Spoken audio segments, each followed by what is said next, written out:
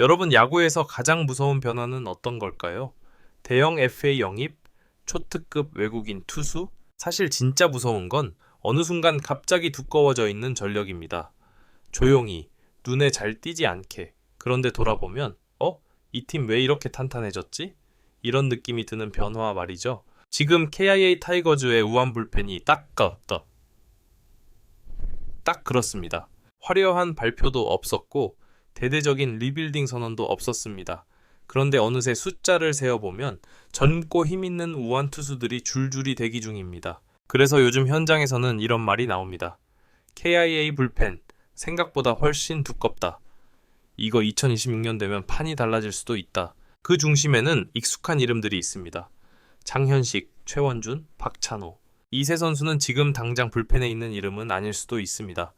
하지만 이들이 KIA 마운드에 남긴 건 단순한 성적이 아니라 유산이었습니다. 이야기는 바로 여기서부터 시작해야 합니다. 장현식은 한때 KIA 불펜의 상징 같은 존재였습니다.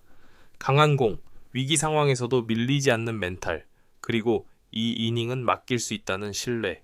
그의 존재는 단순히 한 명의 투수가 아니라 후배 투수들에게 기준점이었습니다. 저 정도는 던져야 1군 불펜이다. 저 정도는 버텨야 믿고 쓴다. 최원준 역시 마찬가지입니다. 선발과 불펜을 오가며 팀이 필요로 하는 자리를 묵묵히 채웠던 투수. 화려하진 않았지만 마운드 운용의 폭을 넓혀준 이름이었죠. 그리고 박찬호.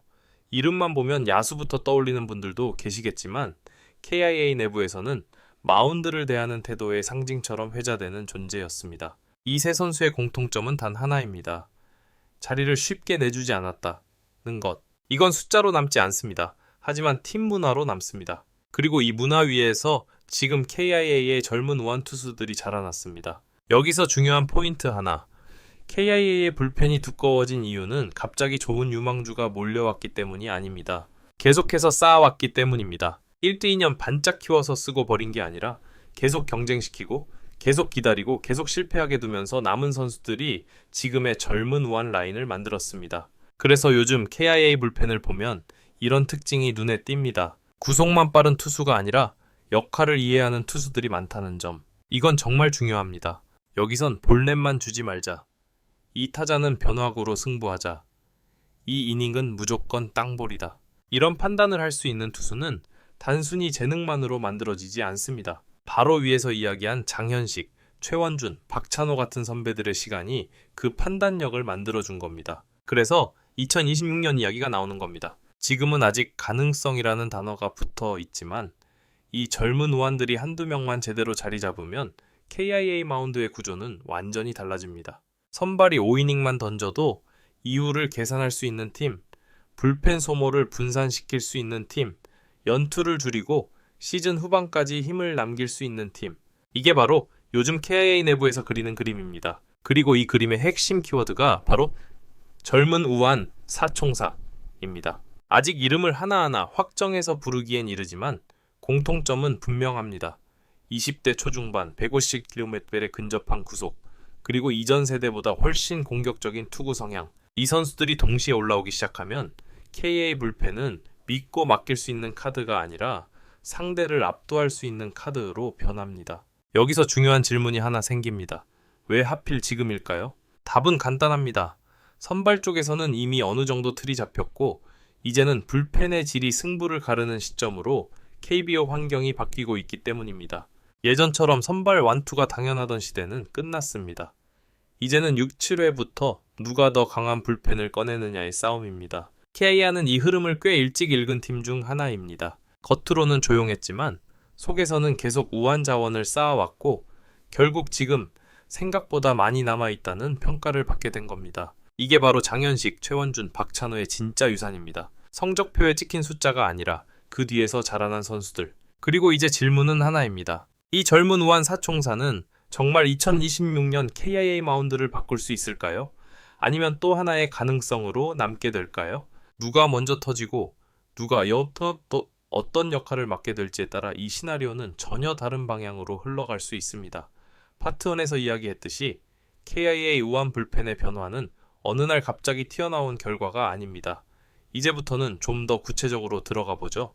도대체 예전에 제 젊은 우한 사총사래라 라는 말이 왜 나오기 시작했는지, 그리고 이 선수들이 기존 불펜 자원들과 무엇이 다른지 말입니다. 가장 큰 차이는 단순합니다. 성장 과정이 다릅니다. 과거 KIA의 젊은 불펜 투수들은 대부분 급하게 올라와서 급하게 내려가는 패턴을 반복했습니다. 1군에 올라와서 한두 경기 던지고 조금 흔들리면 바로 2군.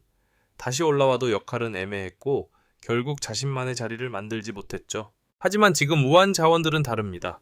1군과 2군을 오가긴 하지만 그 과정 자체가 계획 안에 있는 이동이라는 평가를 받습니다. 이 차이는 굉장히 큽니다. 지금은 여기까지 해라. 이건 아직 안 된다. 이 역할부터 잡자. 이렇게 단계가 나뉘어 있고 선수들도 그걸 알고 준비합니다. 그래서 요즘 KIA 젊은 우한 투수들을 보면 공통적으로 이런 특징이 있습니다. 던질 때 표정이 다릅니다. 예전에는 맞으면 어떡하지? 볼넷 주면 바로 내려가겠지? 이런 불안이 얼굴에 그대로 드러났다면 지금은 이 공으로 승부한다.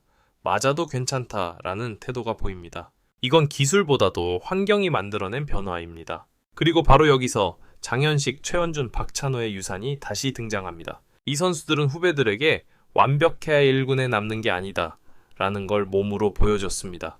실점해도 위기에서도 자기 역할을 지키면 다시 기회가 온다는 걸요. 그래서 젊은 우한 투수들도 무리하게 던지지 않습니다. 구속 하나에 목숨 걸지 않고 자기 장점을 살리는 방향으로 접근합니다. 이게 바로 현재 KIA 불펜이 두꺼워진 가장 현실적인 이유입니다.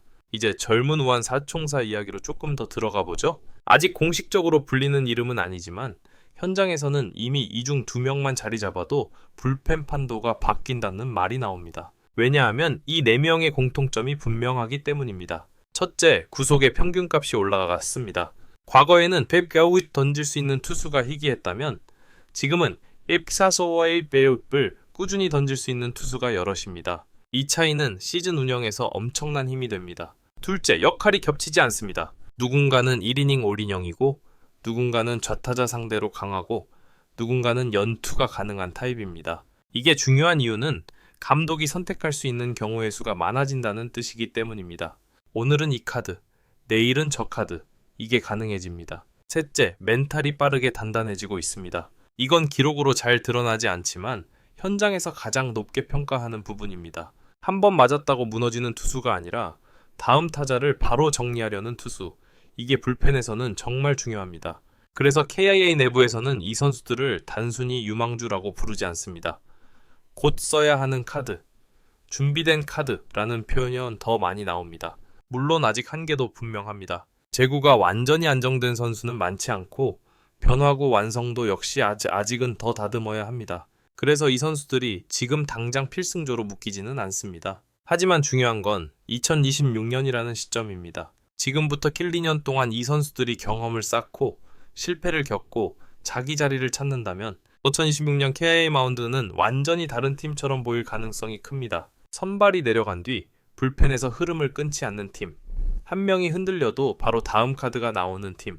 이게 바로 KIA가 그리고 있는 그림입니다. 그리고 이 그림은 단순히 불펜 강화로 끝나지 않습니다. 불펜이 강해지면 선발 운영이 편해지고 야수 운영도 여유가 생기며 시즌 전체 전략이 달라집니다. 즉, 젊은 우한 사총사는 불펜의 문제가 아니라 팀 구조 전체를 바꿀 수 있는 변수입니다.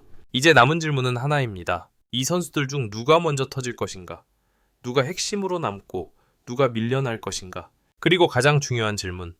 KIA는 이 자원들을 끝까지 인내하며 키울 수 있을 것인가? 이 마지막 선택에 따라 이 시나리오는 성공 사례가 될 수도 있고 또 하나의 아쉬운 가능성으로 남을 수도 있습니다.